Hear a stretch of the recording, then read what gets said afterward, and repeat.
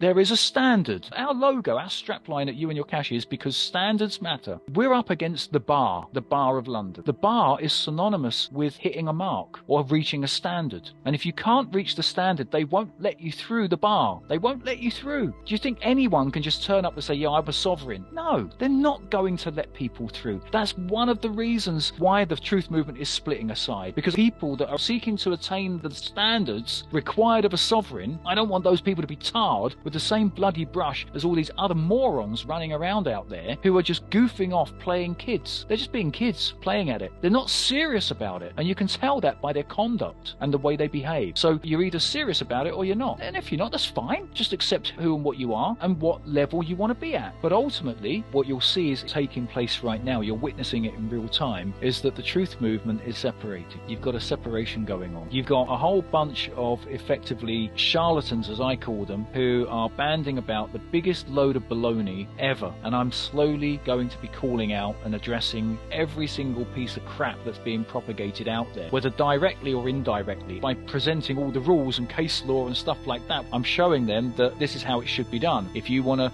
let people rip you off, well then really you do have the choice to be ripped off. That's your choice. Because what we want to do is we want to prepare people for taking the higher stance, the higher moral ground, because that's what it's all about. You've got to have morals in this. There's no point saying, I'm in the truth movement, but I'm going to lie and cheat while I'm in the truth movement. Because how can you be part of a truth movement? I thought the whole point of the truth movement was to get away from the corruption, the lies and the cheating that was going on in the mainstream. And people are beginning to be filtered out into one side or the other. And I can tell you, there will be two sides. There will be the bunch of shysters, bunch of people that are just there for whatever nefarious reasons they are there for, whether it be ego, fame, they want notoriety, they want to be seen to be the big cheese, but in actual fact they don't know jack about what they're actually talking about. And then there will be the others who are serious researchers who have made sacrifices in order to dig down and find the gold nuggets of information, piece it all together, because it is a kind of treasure hunt stroke jigsaw, put it all together and then figure our way out, because this is a test. You are actually being tested, not only by the system, but you're being tested on multiple levels, and that's why you're here. And you elected to come do this. You elected to put everything on the line in order to come and be tested and be challenged. I don't care, even if we were facing annihilation, there are a number of parties out there that you will never catch me tempting to even trust or work with. Never going to happen.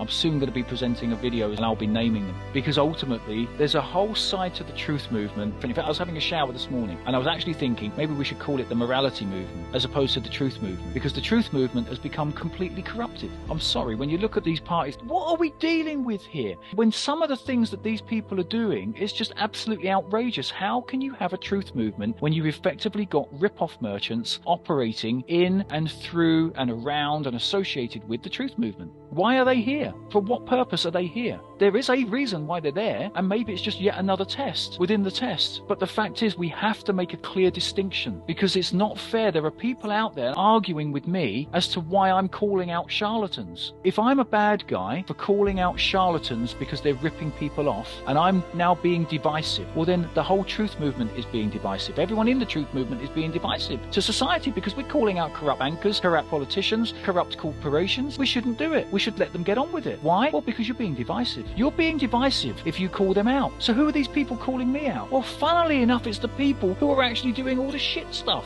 who are ripping people off, and they're calling me out for being divisive because I'm calling them out. There has to be integrity in the movement. Otherwise, what is the point of a truth movement? There is no point to it at all. You have to aspire to something.